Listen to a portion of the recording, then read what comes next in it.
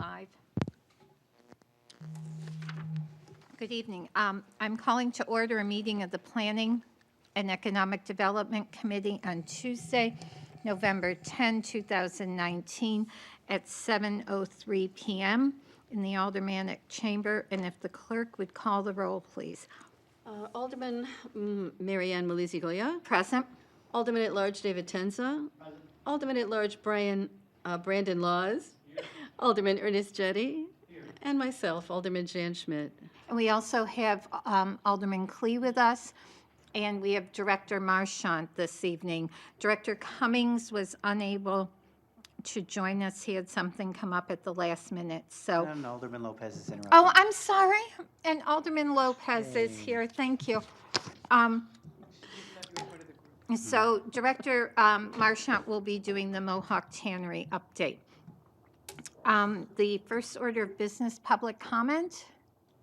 And if you would like to comment, just come to the mic and state your name and address, please. My name is Gene Porter. I'm at 77 Concord Street. I appreciate the opportunity to comment on tonight's agenda. I'm a resident of Ward 3, and one of the projects that I'm most interested in commenting on is the Mohawk River Tannery project, and my interest is in the protection of the Nashua River.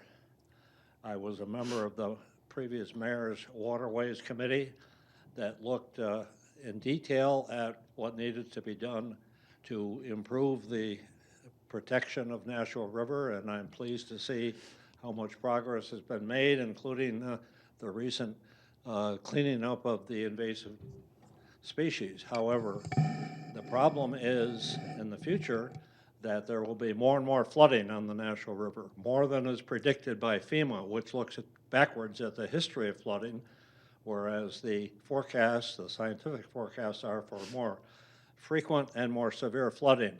Flooding on the Nashua River threatens the integrity of the occurrence material that is stored along the Nashua River from the Mohawk Tannery, and therefore I strongly support the project of encapsulating that material in a modern barrier wall, a secant wall, which is even stronger than the one that's been constructed out at the Beezer property on the Merrimack River. The second item on your agenda I want to comment on is the importance of the master plan and getting on with that.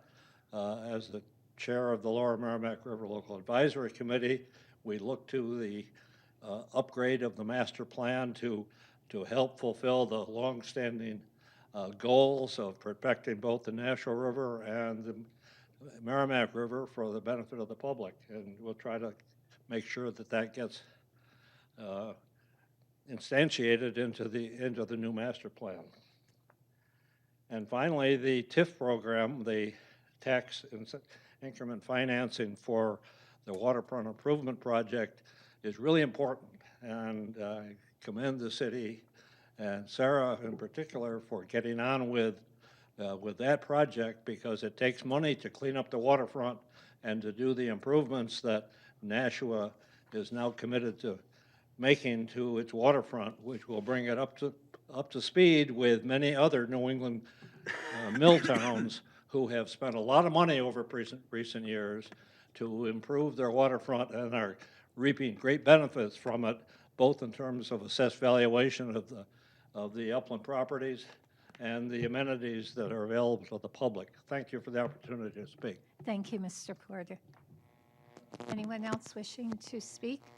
Please just come to the mic and state your name and address, please. Sure, I'm Scott LeClaire. I'm at 10 Daylily Drive here in Nashua.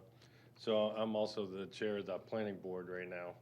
So most of you folks have kind of seen me in that role as well. And I'm just here to kind of comment a little bit on the master plan, our 19-183 resolution that you have. A couple of items just to keep in mind that, you know, the master plan, I'm a big supporter of it, obviously. It's a critical tool for the planning board to actually use to sort of help us and guide us in decision making as we kind of look at all the various applicants and their information that comes in front of us. So it's really important for us to sort of have, where we have a strong interest in that product and that process. I think it's good that you have in front of you that 2 members of the planning board be part of the committee. I think that's an important thing to have. I'm also generally in support of the wide or kind of broad group of folks that are being proposed for the long-range planning committee. I think that's a good idea. I do think that it is important for this proposed legislation to go before the planning board for a referral or a recommendation from the planning board. Since it's such a pivotal piece of information or document that guides the planning board, I do think it's important that you get information back from them. I know that, there's time is of the essence and things for the resolution.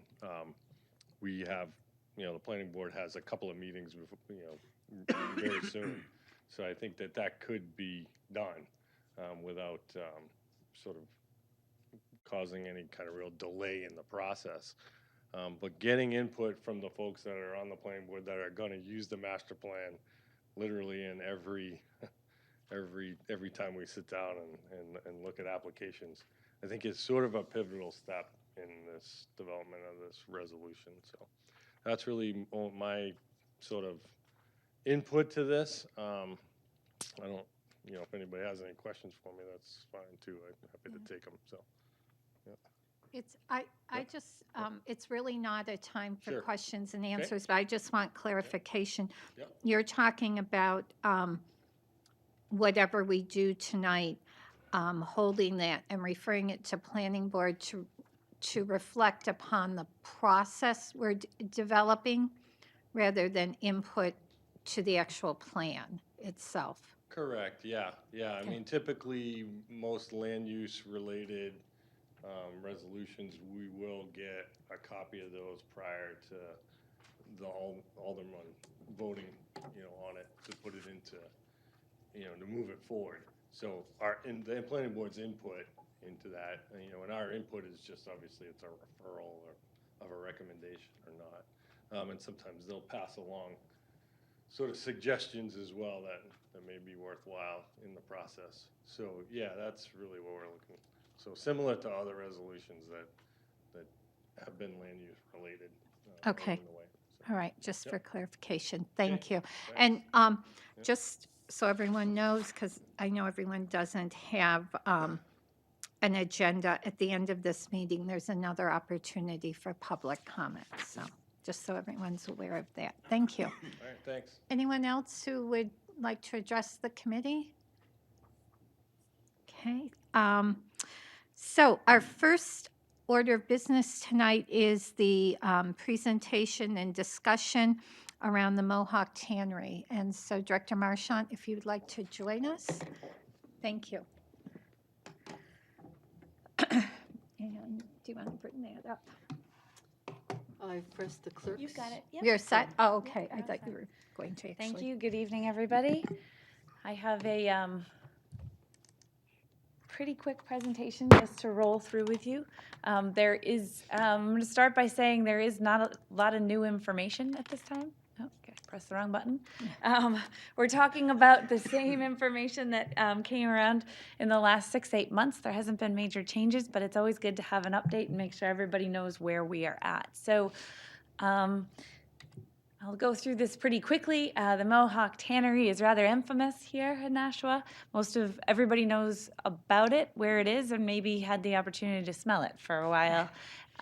So in the 80s, there was a major start of a major cleanup process. It's essentially 2 contiguous parcels, about 15 acres each. The northern parcel is developed, the southern parcel is not.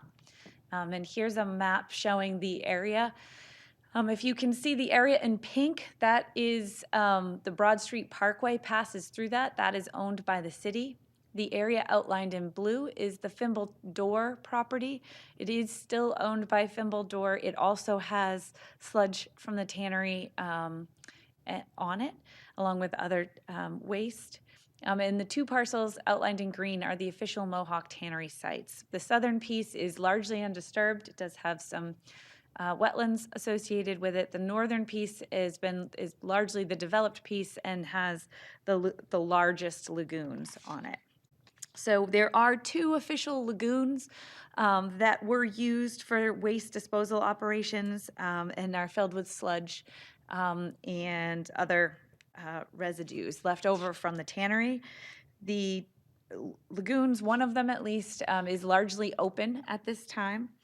And this is one of the areas, so the whole area would be cleaned up, but these are some of our areas of concern that is so important to move forward with this project. So significant dates, again, this got on the EPA's list in the 80s. There's been a long timeline and many discussions about potential cleanups.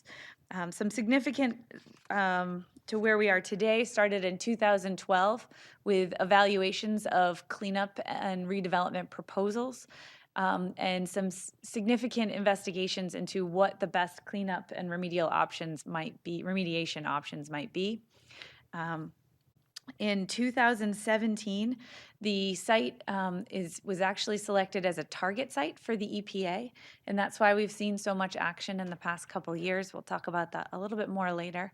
But most recently, the EPA amended the original ECA, or Engineering Evaluation and Cost Analysis, that was done in the summer of 2018, and put that out for comment.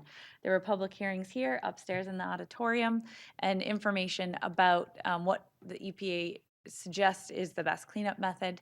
Since then, an action memorandum was actually released by the EPA on September 30th of this year, and that outlines the process to move forward with a cleanup. So if you were to go drive to the tannery site today, this is similar to what you would see. In 2007, it looked more like this. And it was a pretty scary site, what was left of it. And then the city came in 2012 and cleaned it up. This is what you see there today. It is fenced off. There is a large wooded area. I will say the fencing isn't perfect. We are constantly struggling with people breaking in, cutting locks, and being in this area. And it isn't something that we at all want to happen or condone. And so we're constantly working with the actual owners, Chester Realty Trust, to have the site resecured. So in 2017, the site was targeted for immediate action. Essentially, the EPA had done a task force committee to identify sites that could be moved along, and specifically those that had a public-private partnership potential. And Blaylock Holdings is the private party who is interested in redeveloping this site and is working on a cleanup remediation plan so the site can be redeveloped. So in the identification of what methods we could possibly use to clean this site up, over 10 different technologies were evaluated in the past 20 years. In the action memo, it defines that an encapsulation and impermeable cap is the method that has been chosen. Essentially, all waste from all properties on the site will be consolidated together in one spot. In the lagoon area where 1 and 2 currently are. And they will use vertical containment, a secant wall technology with an impermeable cap to house all of this bad material in perpetuity. Any material that's removed will be, the holes left would be filled by clean fill. The goal is to also add a groundwater protection district in the area to protect the groundwater and future uses from the groundwater in perpetuity. So that would be part of the cleanup process. And to maintain long-term groundwater monitoring and maintenance of this once it is established. So to just give you an idea of where we're talking about here, the area in blue is the existing lagoons. This area here is the additional area that would be added with the different, there is some asbestos, there are smaller lagoons and trash and things on the site that are just also nasty that would be added in. The whole thing would have a secant wall on the riverside, and it will be pulled up a little bit from here. This image is a little bit older, but the secant wall would be here. This will become a large kind of flat plateau almost. It would eventually have soil and grass on top of it, so part of regular maintenance is just simply mowing. The area would be fenced off, and the other area around it would be acceptable for redevelopment use. So EPA stated in the action memo that their goals for the project are to prevent contact with contaminants that are on the site now, prevent further release of them, and then to prevent them from getting into the Nashua River in especially a large flooding event. Prevent any further encroachment into the groundwater, make sure that they are stabilized where they are, and to make sure that there isn't any additional exposure to the wastes that are currently on site. So that is the summary of where we are at with the project. Oh, nope, sorry, almost. Again, the EPA is the lead coordinator, but Blaylock Holdings is the private entity who is interested in moving this project forward and redeveloping it. There's a lot of players at the table to make this happen. The EPA, the state of New Hampshire through DES, the city and Blaylock all have quite a bit of conversation to be had along with the Board of Aldermen and the mayor before any decisions are actually made to move forward. Most of this communication is through Director Cummings, and I think that there are face-to-face meetings a couple times a year. Most recently, after the action memo, Blaylock Holdings, through the EPA, submitted a first round beginning of an engineering of how that secant wall would be built and what would actually happen. That information is under review by both the EPA's third-party review consultant and the city's Sanborn head consultant. And so there's a lot of parties at the table who are looking at things, assessing things, and there is currently a significantly large amount of engineering work to go. So we aren't anywhere near close to a engineering plan that would be acceptable or would be ready to go to any boards or for permitting and approval. They're still pretty early in the actual engineering full design phase, but the type of remediation has been decided on through the action plan. So if you're looking for more information on it, here are the EPA contacts. The EPA's website on this is pretty extensive. The action memo's on there. All of the studies that they've done are on there. The ECA is on there, and so there's quite a bit of information available through those links. You can also Google EPA Mohawk Tannery, and it comes up pretty quickly. It's not too hard to find. So I'm happy to answer any questions that you have. Questions, comments? Alderman Clee? Yes, thank you. I'm not part of this committee, but I did do the walkthrough that they had, and I was happy that you showed that they're going to kind of push it back. You probably don't know this, but one of the things were that the lagoon is really close to the edge of the water. I know that was some of the citizens' concerns and so on. That just the action of trying to put up this secant and so on could create a spill of some sort or create something. Do you know in what way? I mean, you probably don't, but that they would push that back in order to build up that wall. Because that is my concern. Don't get me wrong. I think we need to do this. We need to cap it. We need to. And I know one of the things that they did mention when we did that walkthrough was that they would make sure there'd be no gardening or anything else like that on top of this. It would just be mowed grass and so on. But I'm more concerned about that wall being so close to the edge, and the spill into the river. Yeah, Director that's a great Marshall. question. Yep, happy to answer. So I don't have a technical engineering answer for you, and I think that's a large part of the engineering that is still to be done. There is the edge of the river, and then it plateaus again, and we have a sewer interceptor that Right, runs along yes. that. And that's about 20 feet wide. And so that is not next to the lagoon necessarily. And then if you'll remember from your walk, there's quite a bit of elevation change that goes up, and the lagoon is on the high side of that. And so my understanding of the preliminary engineering that I've seen is that they are going to work within that large elevation change, the bank that gets up there, because we also have to make sure that we protect our sewer and our ability to replace and work on that in the future. So the secant wall, I think for some of the images, you can see a lot closer to where the line actually is on the lagoon versus that increased the area of that bank that they will be working into. But I think, so the answer is that they are very aware of that, and the stability of that wall with future floodplains and future flooding is incredibly important and integral to the final design. I don't think they have that design yet. Just one more question. Alderman Clee?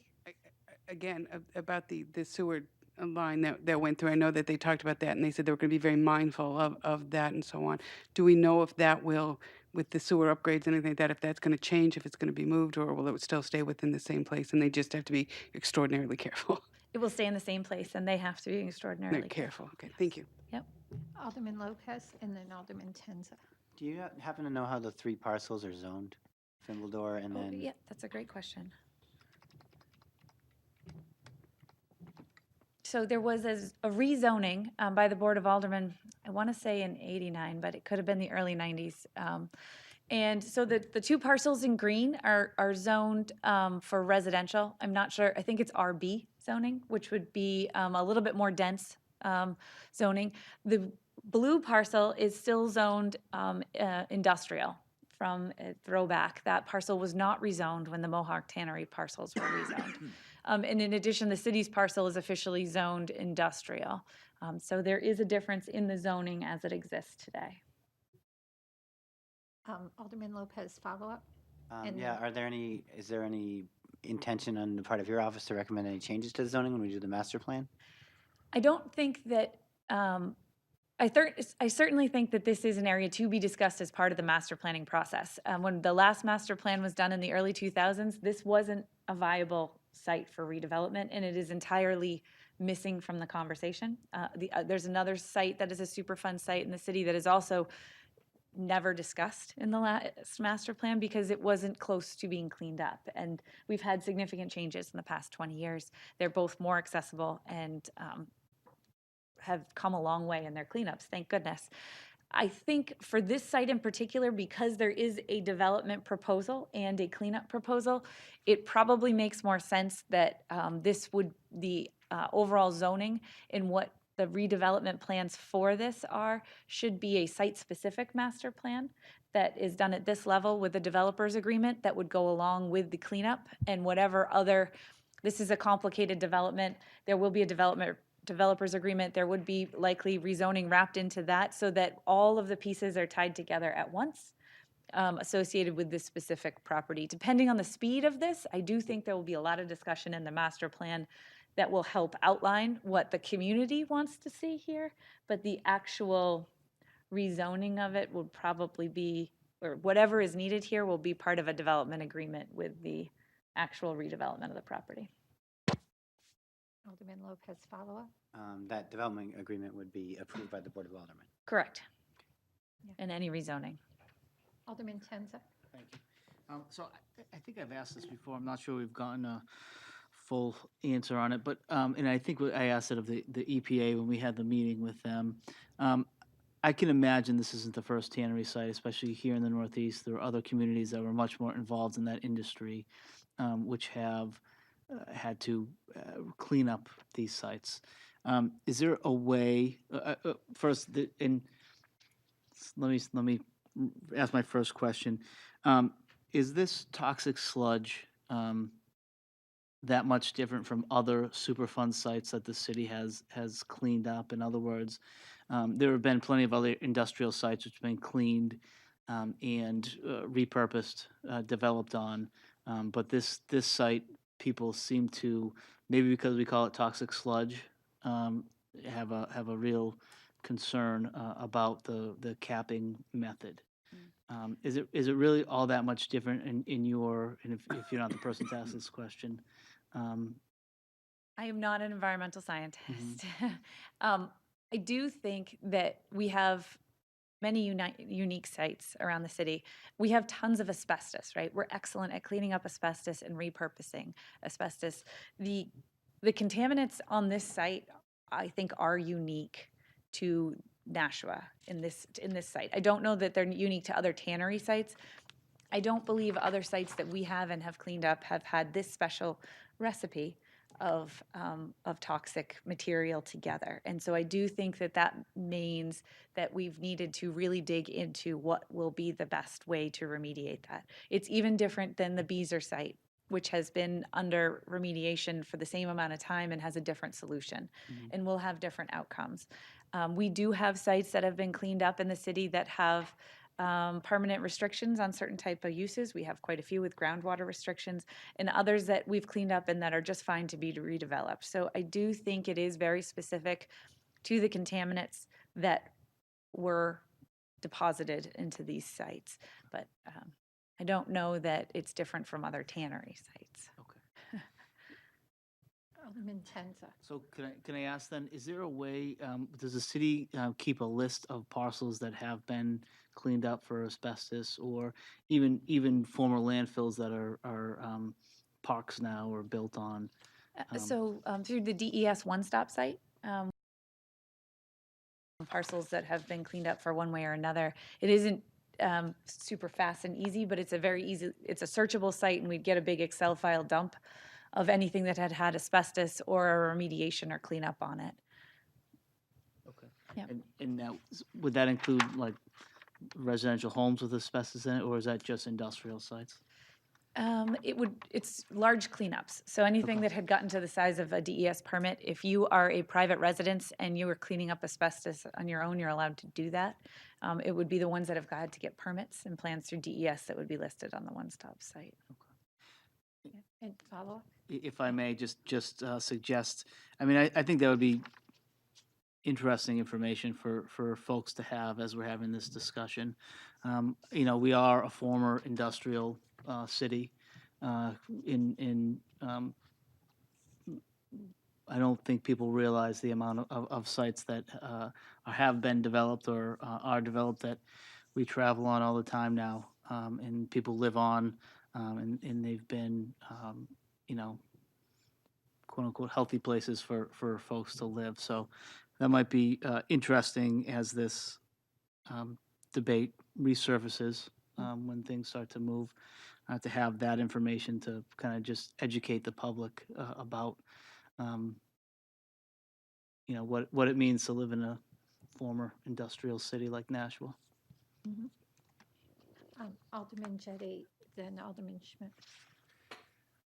So the last time I was really aware of this thing is when we had the site visit, and we met with the developer, and there was someone from the EPA there, and I think, I don't remember if you were there, but there were people from the city. And the discussion at the time was, you know, the developer wanted to not only keep the Mohawk stuff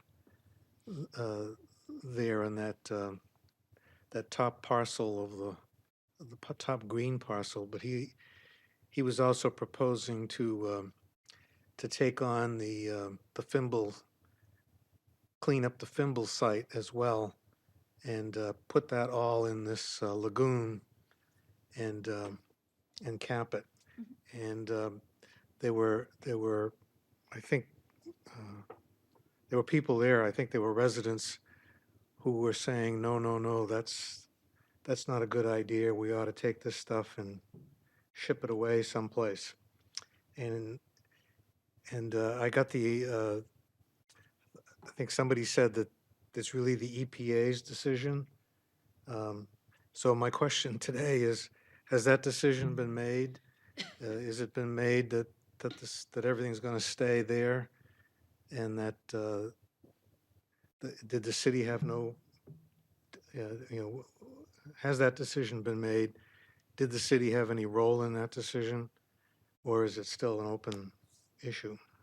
So I can tell you that the EPA's action memo, which defines the cleanup, says it will all stay and it will all be encapsulated.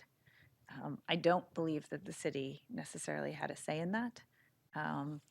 I don't know that.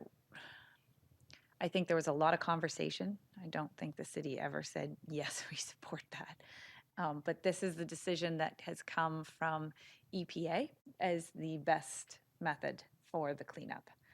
And I could be wrong, and so I will clarify and come back to you if I am on the city's role in that.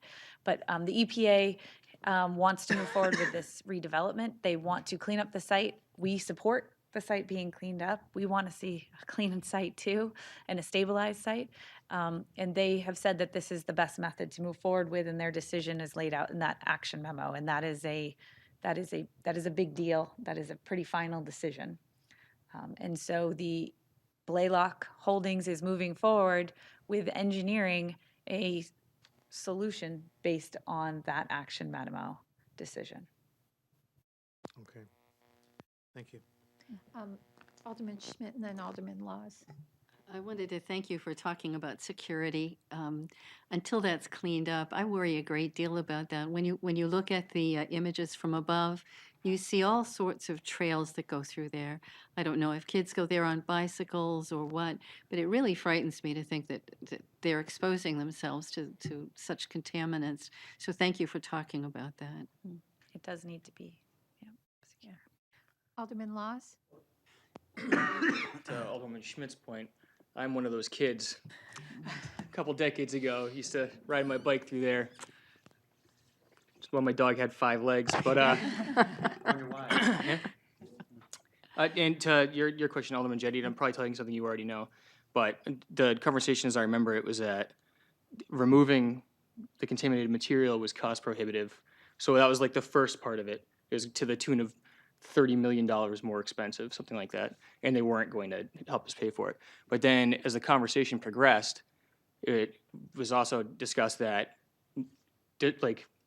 disturbing the material could make it airborne, some of the particles, and contaminate residents in the area. Plus, they would have to put it in trucks and drive it through the neighborhoods.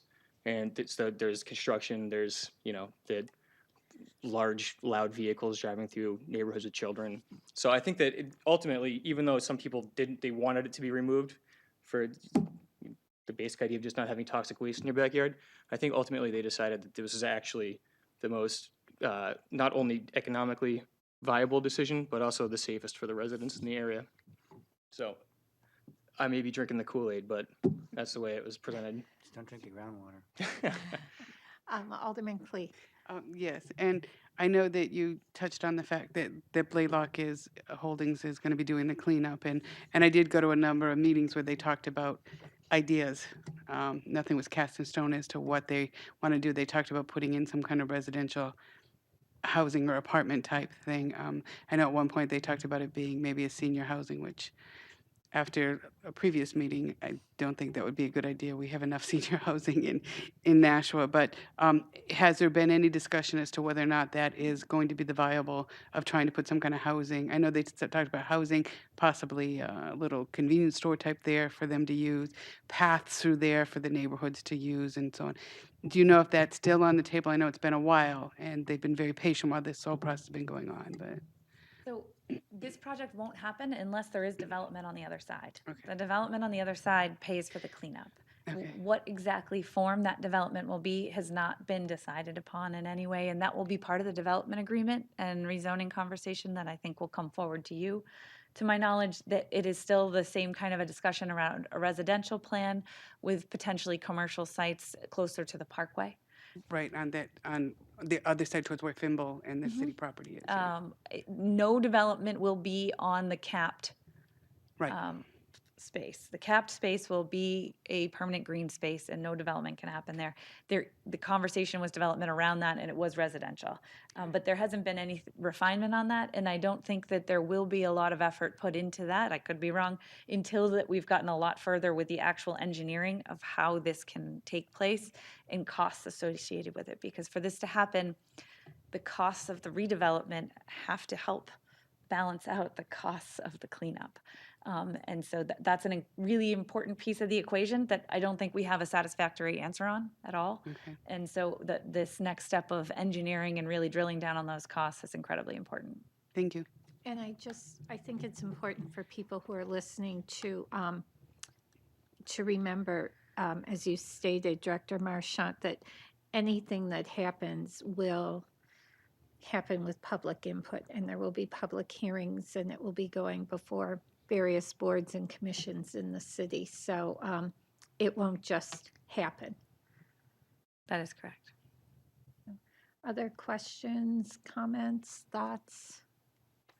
Alderman Lopez. Just as a comment, I know the neighbors have expressed concern about how any development there will impact their neighborhood. At the moment, even though it's polluted, they have a lot of green space, so they're looking for something that won't completely change the character of the neighborhood. They're also pretty concerned about the exit coming through the streets. Any development plan which adds traffic onto Fairmont Street through residential neighborhoods would also affect the character of the neighborhood. That was why a number of the residents in that area were in favor of some sort of senior housing type of project, but that's really for the developer to propose.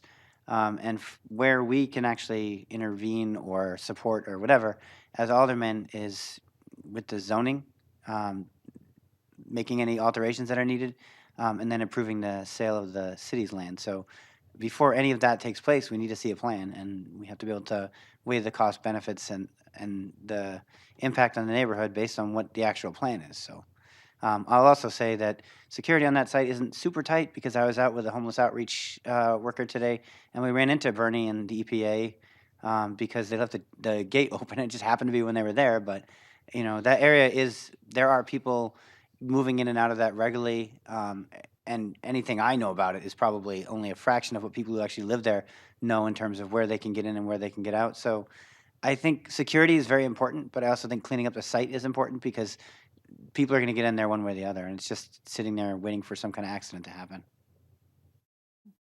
Alderman Jettie. When we went on the tour, I think that's when it happened. The developer was talking about whatever development he was going to do was going to be on that top green square, and that bottom part. I don't know, was I dreaming this? But he was talking about leaving that as like a park area for the city. Is that still in the mix, or did I misunderstand? No, all the conversations I've heard is that a large piece of that southern parcel, maybe not exactly as it's laid out now, but a large piece of it would be deeded to the city for open space conservation. In every conversation we've had about future development, we hammer home that this is the city's riverfront and public access. Mine Falls Park is directly on the opposite side, and making sure that, you know, that we have the sewer interceptor, but that there is trails and access for the public to the riverfront, no matter what happens on the site in the long run. Good. Other thoughts, questions, comments? Alderman Lopez. Last question for Director Marchand, if she happens to know. To the right of the green property, all that green space, is that a parcel? And if so, who owns it? It is a parcel. Some of it is owned by the city. I don't think you can see. Some of this is owned by the city. I don't know exactly where the line is. This piece here is owned by this house here.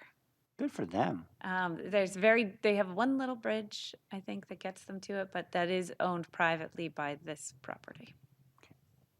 Thank you. There are Eversource power lines on it, too. Of course it does. Any other questions? Reverend Schmidt? No. Okay, Director Marchand, thank you very much.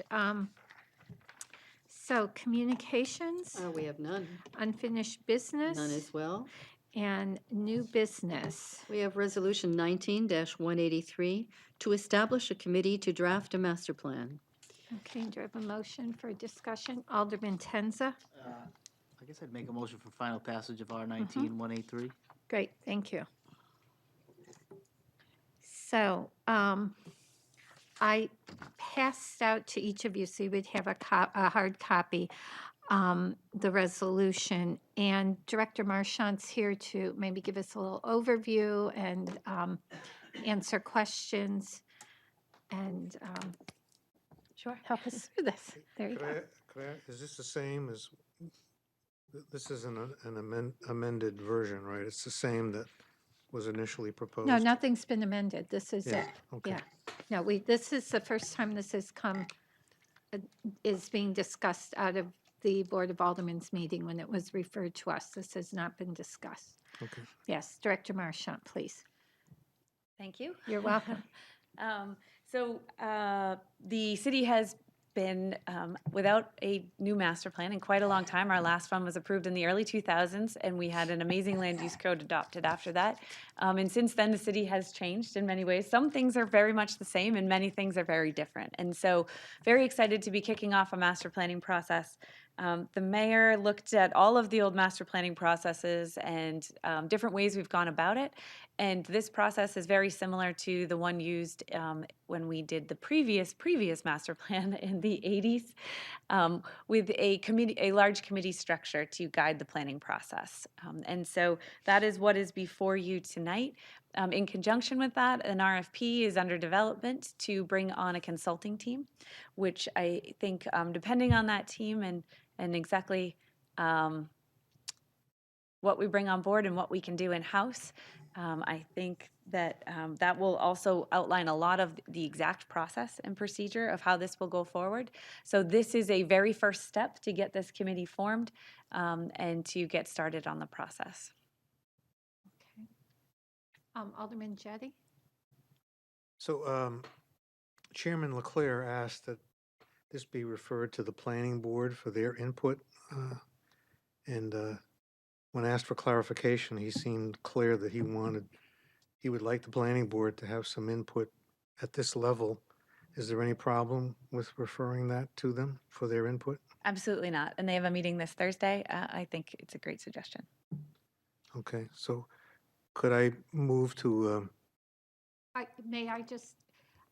think it might be helpful if we had some discussion about this so they have something to reflect on when it goes to them. And I would just point out, as Chairman Leclerc pointed out, typically things revolving around land use, like are we going to allow chickens, gets referred to them. This is about process.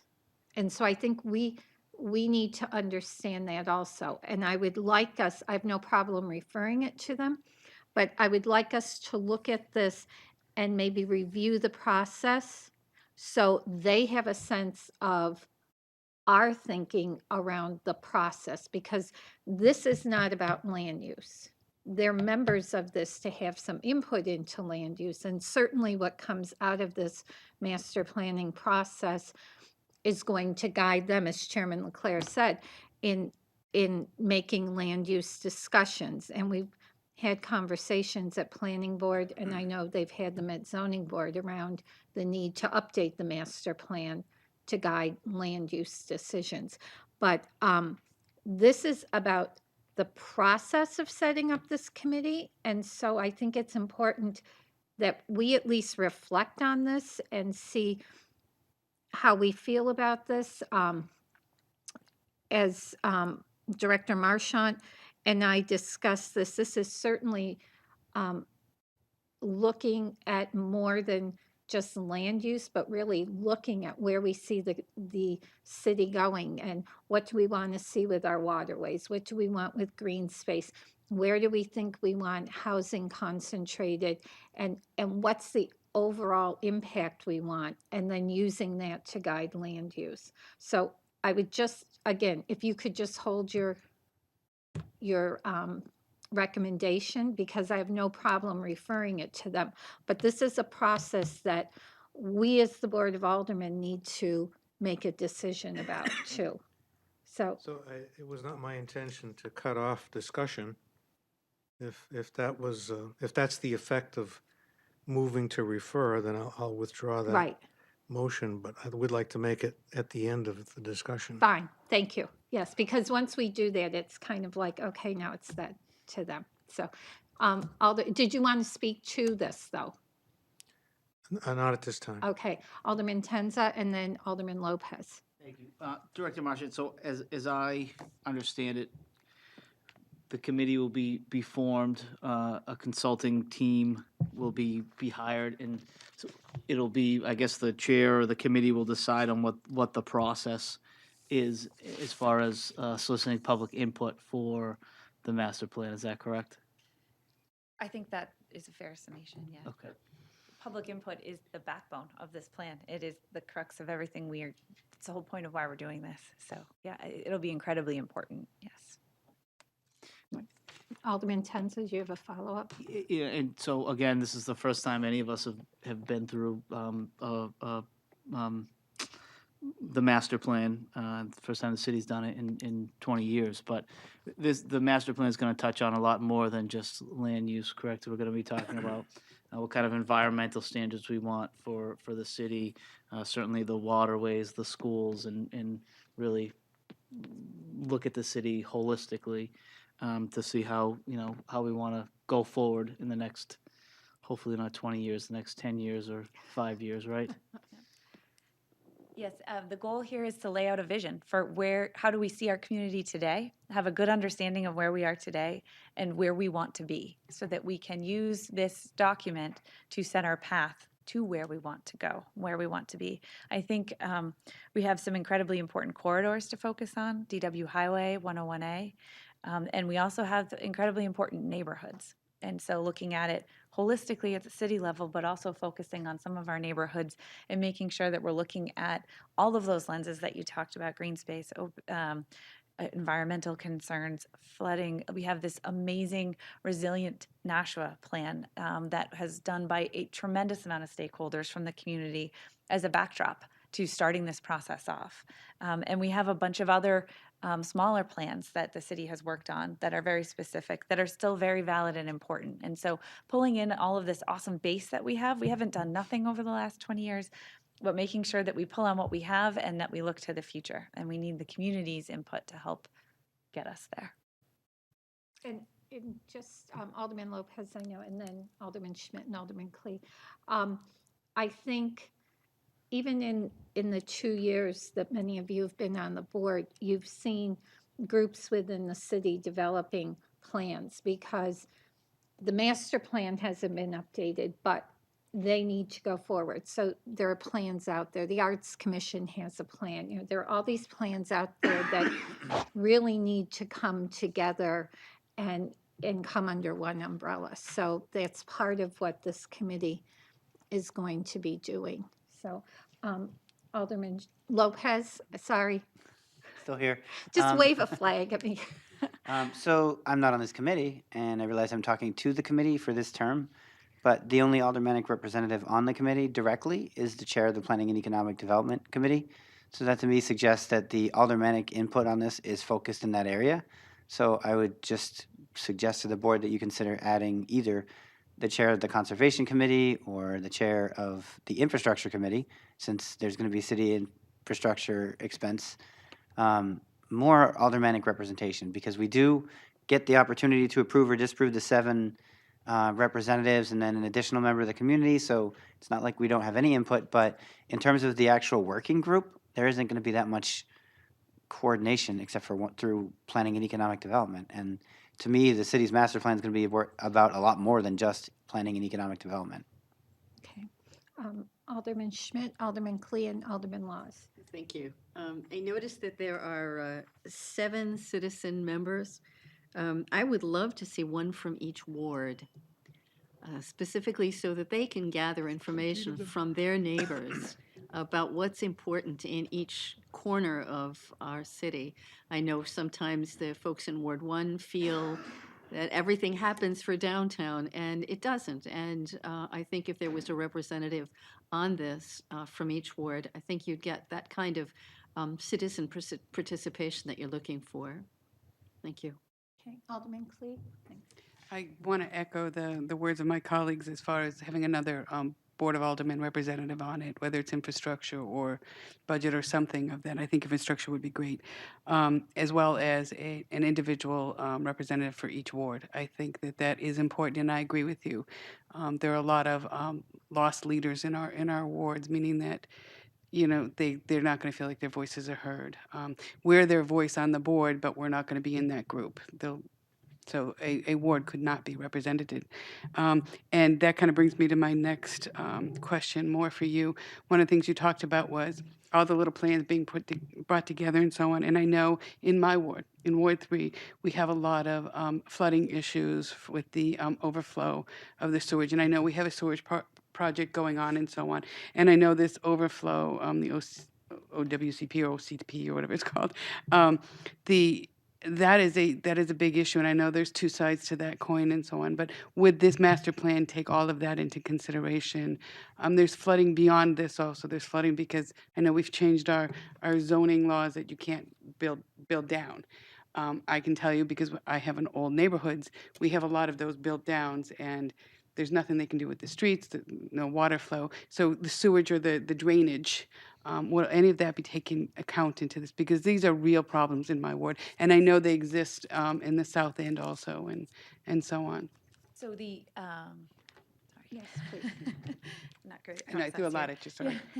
So, master plan is not a detail leveled engineering plan. Okay. It is not a detailed level plan. It is intended to be a high level vision and set high level process for everything to flow from it.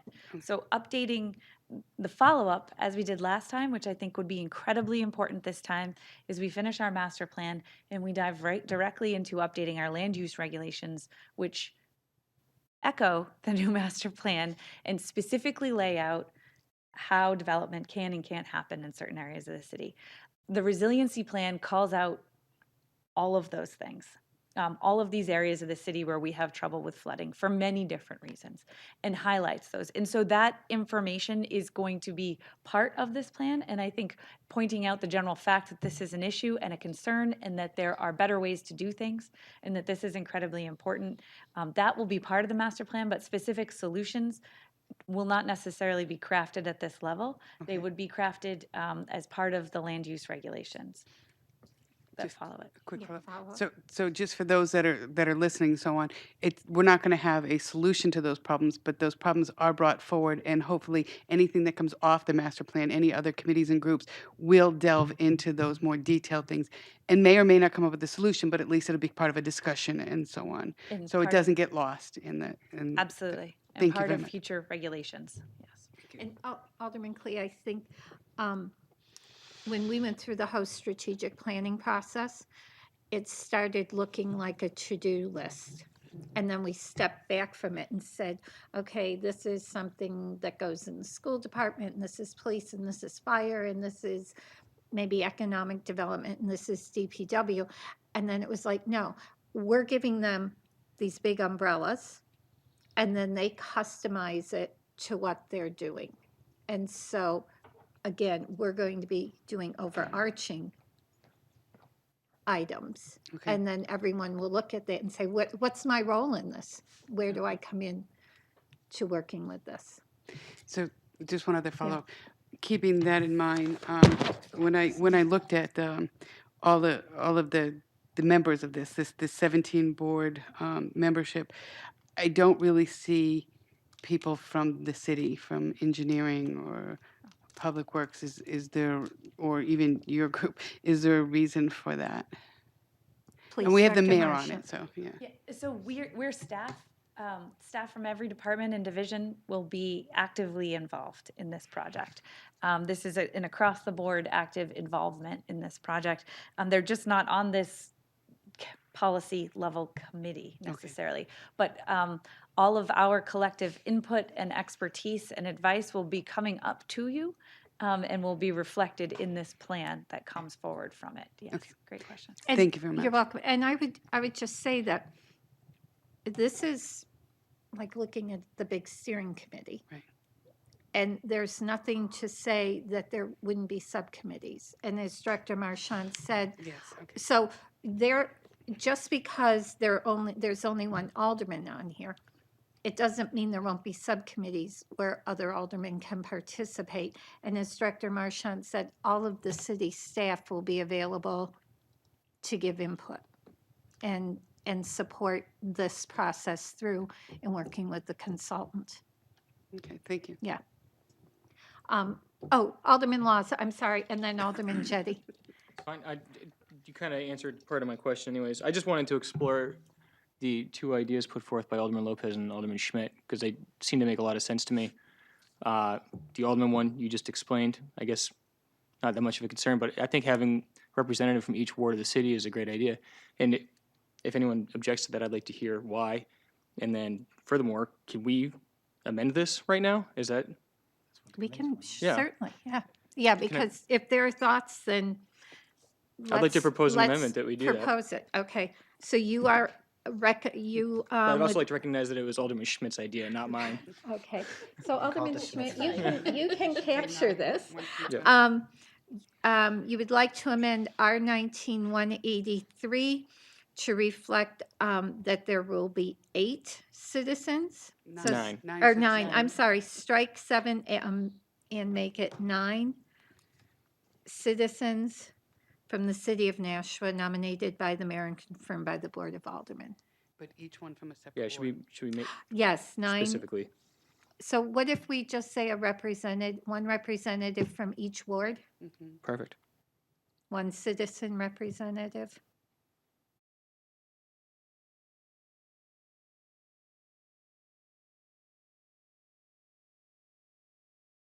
So the amendment is 1 citizen representative from each ward of the city of Nashua to be nominated by the mayor and confirmed by the Board of Aldermen? Did I capture it? Yes. Okay. Perfect. So you've heard the amendment. All those in favor? Aye. Aye. Opposed? Oh, I'm sorry. Discussion. Yes, I'm sorry. Yes, Alderman Jettie. So I think that including more people is a great idea. And I think this proposal is a good one. But I've had some experience with this type of planning, most recently with the middle school, and the participation by the public was minimal. And if you expand the committee, which I think is a great idea, remembering that nothing prevents any citizen from coming to any of these meetings and participating, but anything we can do to increase participation, I think is great. But maybe we ought to do the committee a favor and say that a quorum, is some small number.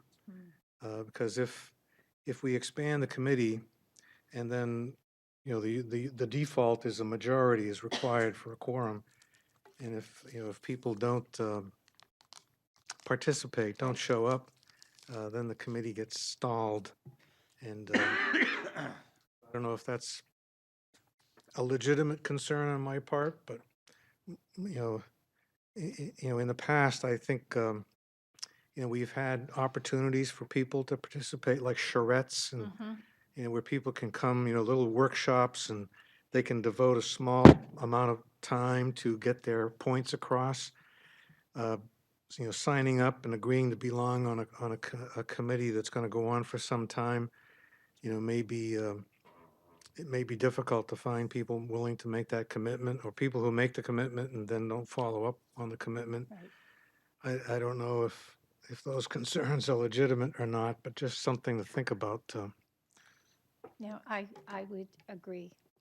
Yeah. Just Director Marchant, do you have any thoughts about quorum? I think it's a great point. This is a long process intended to probably be a year to 18 months.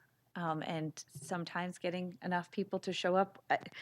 I completely understand somebody from each ward. I think it's a fabulous idea. A committee of 20 people is difficult to manage. And so I think the idea of a smaller quorum would be greatly appreciated. Always hopeful that we would never have to be there.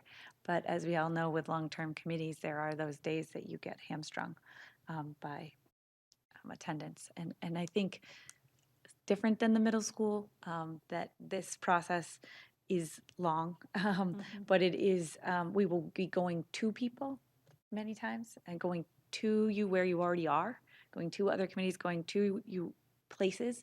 And so that should help increase participation too, rather than having people come to us to a meeting at a designated place and time.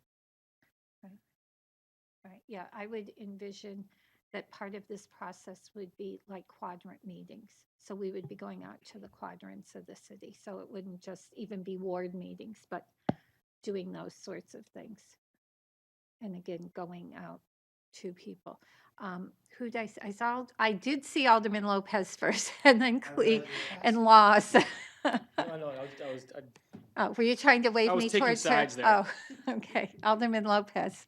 I just would ask the committee to clarify the language that a representative of each ward should be a resident of that ward. Okay, so I have one citizen representative of each ward. Is that going to confirm the person lives there and doesn't just say own a business there or look like they should represent there? We could change it to one resident. That would be my ideal one, Okay. because otherwise we have somebody coming before us in a committee looking for confirmation, and we're like, wait, but you're a business owner, and we can't just say no, but, you know, it's not the same type of representation. So Alderman Schmidt, would you accept that? One citizen representative from each ward to be nominated by the mayor. One resident. One resident. Resident One representative. resident, one citizen. Let's assume they're a citizen. One One resident. resident.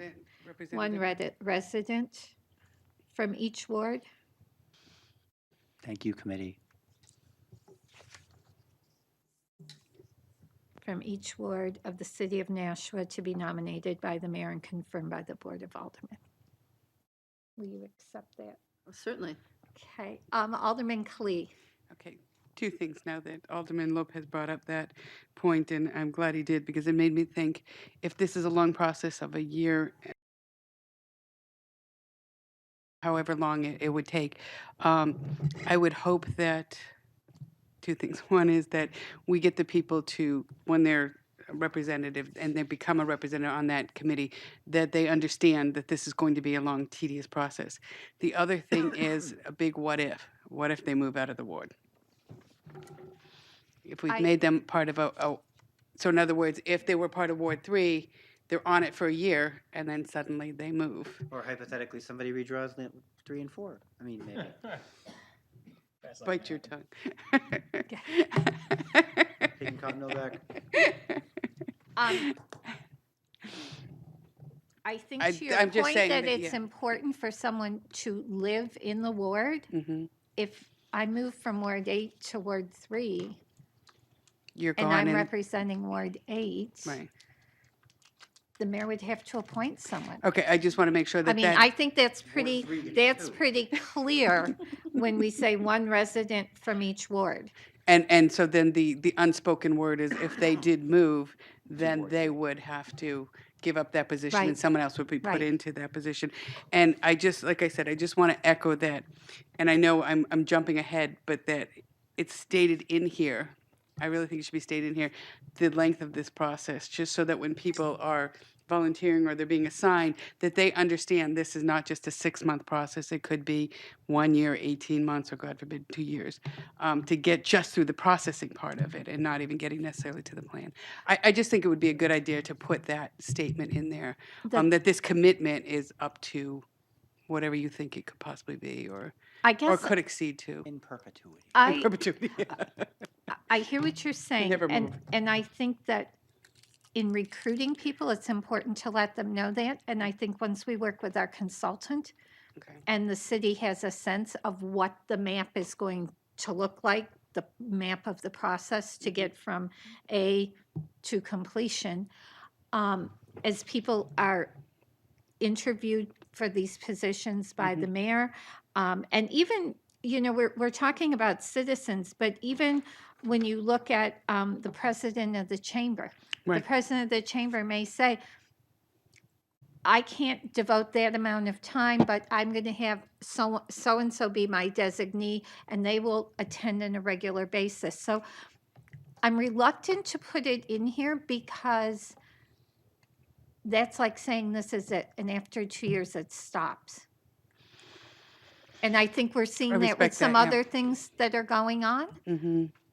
And so I'm a little reluctant. I understand what you're saying, and I think it's important that people understand the timeline, but I think once the consultant comes on board and we have a sense of this is how long the process should take, and these are the types of activities that we envision happening, because again, there may be more reach out meetings rather than big committee meetings.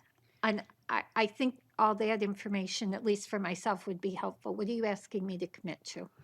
Exactly, and I don't want to cast any aspersions on anybody who could possibly be named as a citizen, but sometimes as citizens, we get excited about being part of a process. I just want it in writing.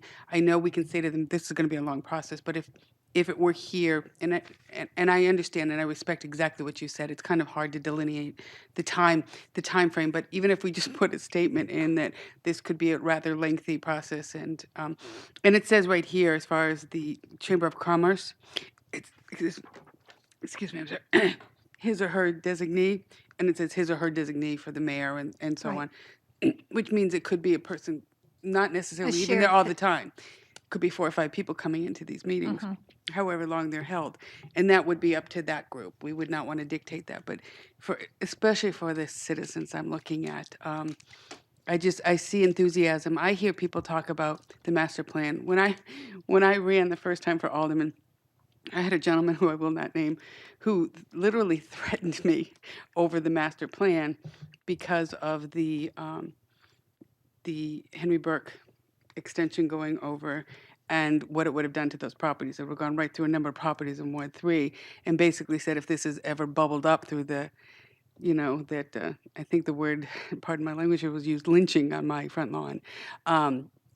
I took very seriously, and I understand why they would be like that. So this person may or may not say, okay, I'm going to be part of this, just because they're thinking of that one element. I just want it to be clear that whoever speaks to the mayor or whoever, because oftentimes they will contact the mayor and say, I'd like to be part of this, that this is for the long haul. Don't just do it because you have one bone to pick or something like that. It's an entire process. And that's why I would just like to have some kind of clarification.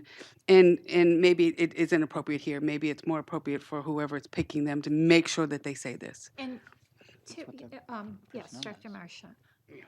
I think that as we get forward with this process, there's going to be, one of the first things you're going to see is the very clear timeline, the many places of public input mapped out, exactly how the process is going to work, right? And there will be discussion around that. And I don't think that the timeline by the time we get around to this, I don't think the mayor is ready to appoint anybody tomorrow. Right. You know, this is step one in a process that's going to take a little while. And I really think that the communication about the length of time and the commitment that is required to this will be something that we can communicate effectively. Okay, thank you. Thank you. Alderman Tenza? Can I ask, there's a representative from the Board of Realtors. Is there a corresponding professional association for developers? Was it contemplated that maybe developers would want to be on the, we're asking people to come up with tens of millions of dollars to develop these projects in our community. I would think their input would be valuable. That's a great question. There's the Home Builders Association. I don't think that's necessarily what you're getting at. I do think that as part of this process, there will be subcommittees. And just as economic development, not that long ago, commissioned a study on the rental housing market in the area where we surveyed all the developers in the area about their thoughts on that. And, are we overbuilt? Can we still have more? And resoundingly, yes, there's plenty of market absorption for rental units here. But I think that I don't know that there's an association for developers. And I think that it would be very wise to pull in many of the developers that are residents and have a ton of knowledge of this area but do business here as part of some of the subcommittees and actively recruited or outreach for engaged with to get their feedback and information. And I would just say, I think, again, being respectful of people's time when you ask people to come on, is we have subcommittees to ask people to participate on subcommittees that really use their specialty to inform the whole process.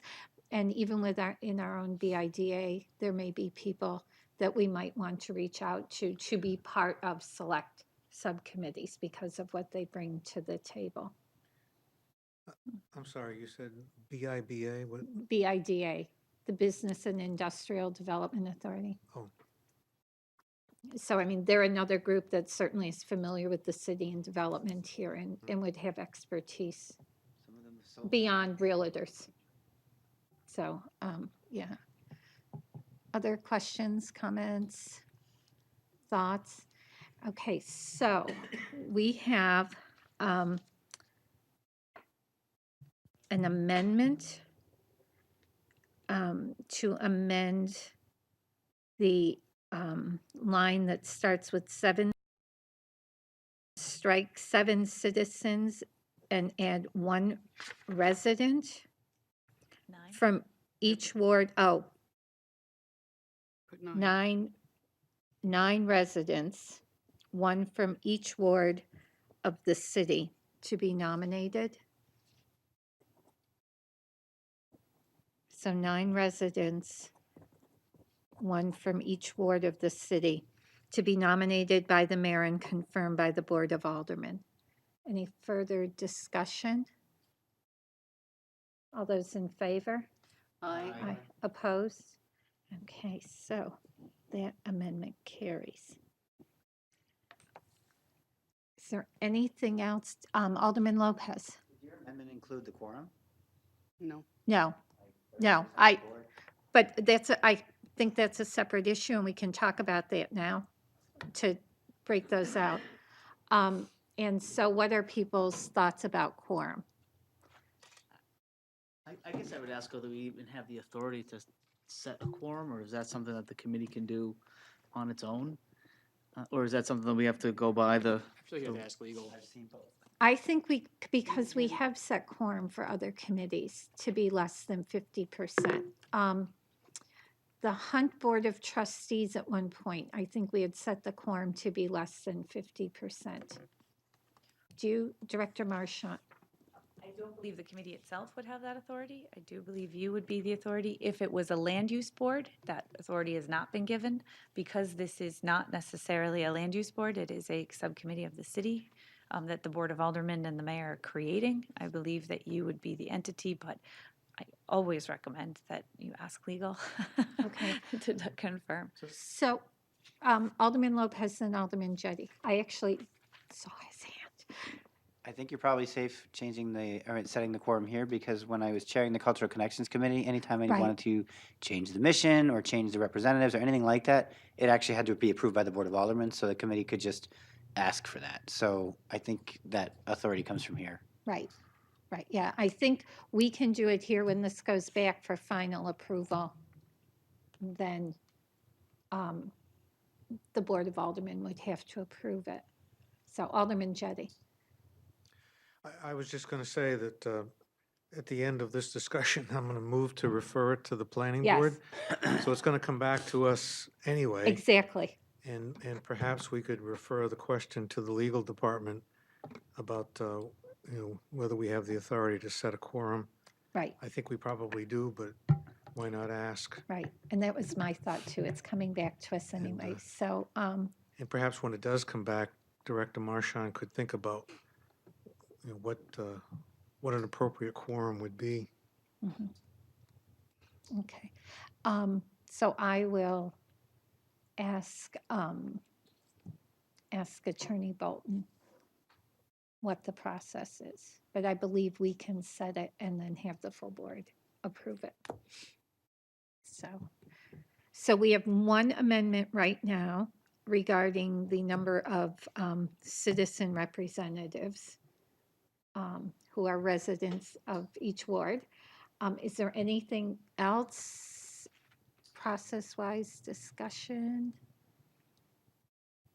Okay, Alderman Jettie, I believe you have, I would like to move that we refer the amended version, to the planning board for their input. Does that also mean table? no.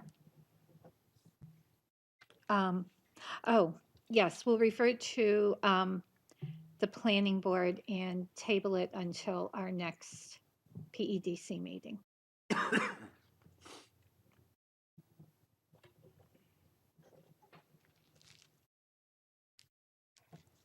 Hopefully, the planning board will respond quickly.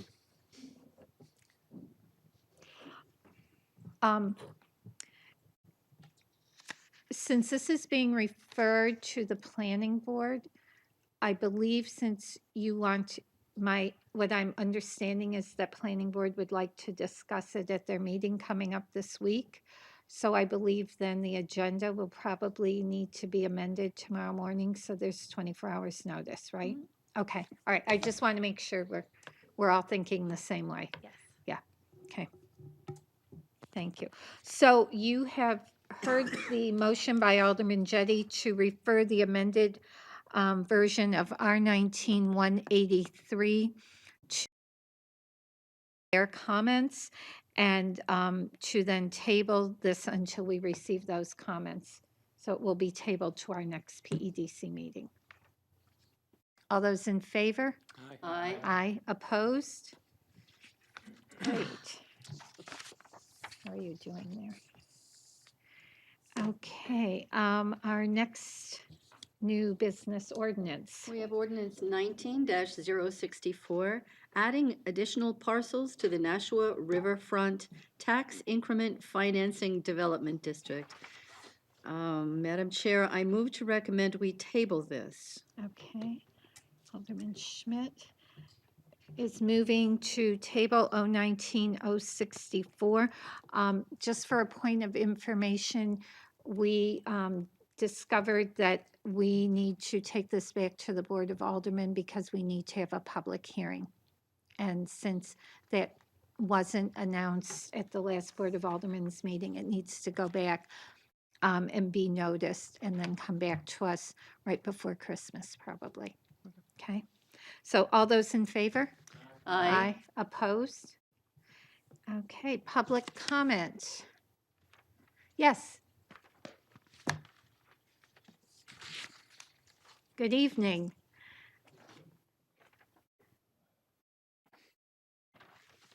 Peter Schaefer, 15 E Street. Just want to make some quick comments about what I've heard tonight. That's all. The tannery site, one thing I wasn't quite clear, there's a piece on top that's not going to be used for anything because it's polluted, they'll just cap it. I guess just the recommendation I had is that everywhere I go where there is any kind of green space, I see motorcycles. So if you could do something to even go around it that has a walkway or something to make it so that it's kind of somewhat usable, but not fully usable, but so people don't like misuse it somehow. Because if you block it off, people will get in there and use it. Kids will always do that because of the, there are motorcycles everywhere and they see a tree green and off they go. Anyway, I think there was a comment about, do we have information about any houses that are, that have asbestos and things like that in them. My experience, I bought a 25-year-old house in Nashua, and my experience, and I've also, when I was looking for a house years ago to buy in the north end, I was looking around a lot, and there's vermiculite and things like that in people's walls and ceilings, and that's not safe. There's asbestos everywhere. Years ago, when they built these things, okay, there was no such thing as hazardous waste. It's basically out of sight, out of mind. And there's a lot of places you can go in the city, you just dig a little hole and you'll find all sorts of weird stuff. There's no way you can track it at all. So I think the answer is no way, Jose.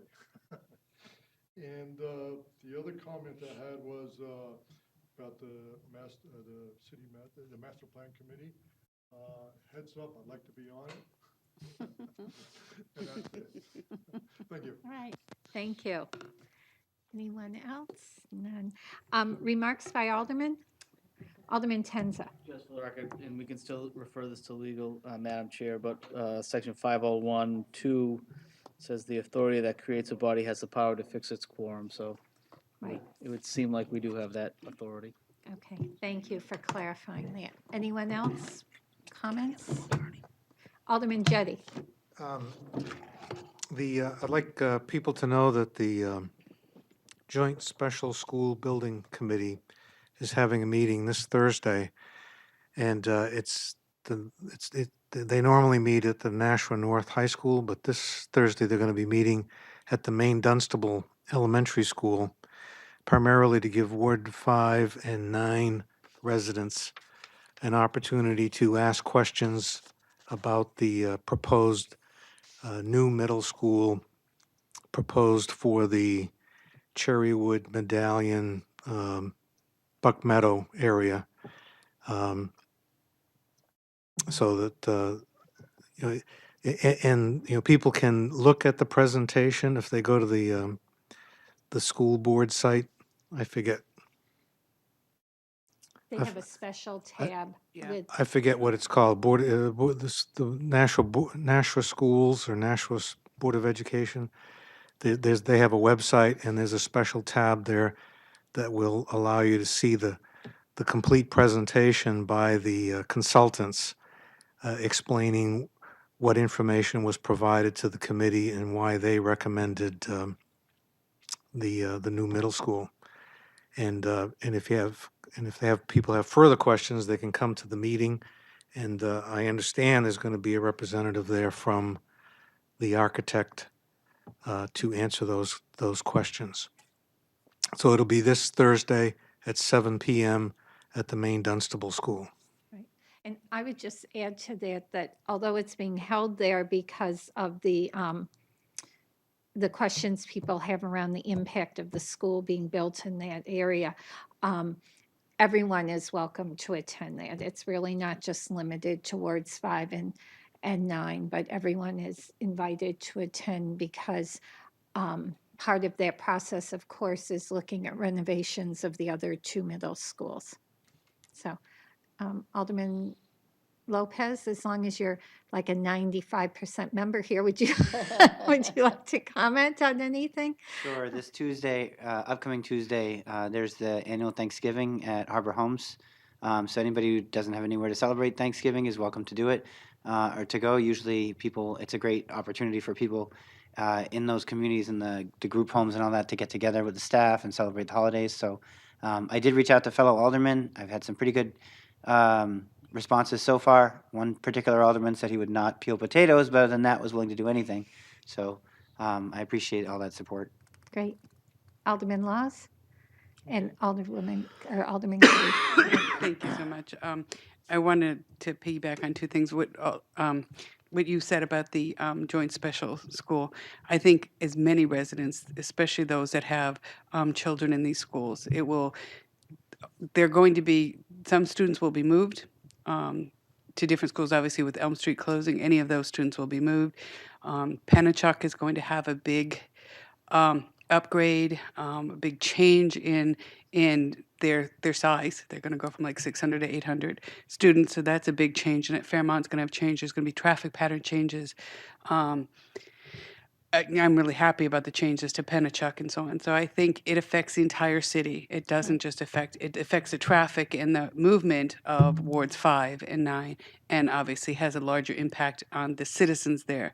But anybody that's got a school child, whether coming up or in the school or so on, really should listen, hear how they're going to be changing the schools, the whole physical dynamics of the schools coming up with it. And I think it's really important for them to hear it. And Alderman Jetty alluded earlier that they're not well attended. And up until the recent election, we didn't even have Board of Education people coming up until just before the election coming up. And I don't know why, but they came up and had something to say at that point.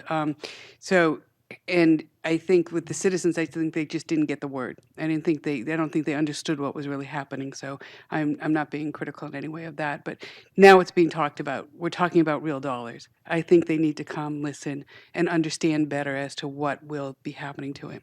And to something that, excuse me, Alderman Lopez had talked about. Harbor Homes, they're looking for 11:30 to 2:30, but they're also looking for anybody who wants to come earlier and help prep, and anybody who wants peel potatoes, anybody who wants to come and peel help, potatoes. and help, Never even suggested. and help cleaning up afterwards. I know my husband and I are going to do it, and Representative Vale is also going to be going in and helping and so on. So I'd like to see some of the board members if they have the time. I know it's during the middle of the day and a lot of you work. But any other state reps that are out there listening or any other citizens that want to help, I think it's a good thing to give back to our community. Thank you. Alderman Lopez. And just out of fairness, I would say I would be announcing the Thanksgiving basket give outs at the soup kitchen, but that is an extremely competitive volunteer opportunity. And they're, as far as I know, they're all good. So they are looking for people to serve breakfast, though. the shifts are usually 6 to 8:30. Great, thank you. Anything else anyone's thought of? I just have one comment, and it was in reference to an earlier question about identifying where waste is in the city. And Alderman Lopez, I think you and I had this discussion. Sometimes people, years ago in the process of building houses, had fill brought in, and the fill we have now found out is contaminated. And so for those individual properties, the health department has staff available that you can contact to come and work with you about testing your soil and finding out what's going on. So there is something available if you think you have a problem in your lawn, in your garden, somewhere around your house. Or just if you want to make sure you don't have a problem. Or if you want to make sure you don't have a problem, correct, because that was a common practice here to just bring fill in from the Manville site or whatever. Well, and given this is a mill city, they had all kinds of stuff just poofing up in the air and then coming down to Right. rest, so. Right. So we have no need for a non-public. Do I have a motion?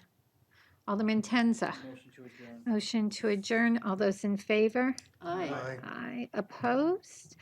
And we are adjourned at 8:27. Thank you.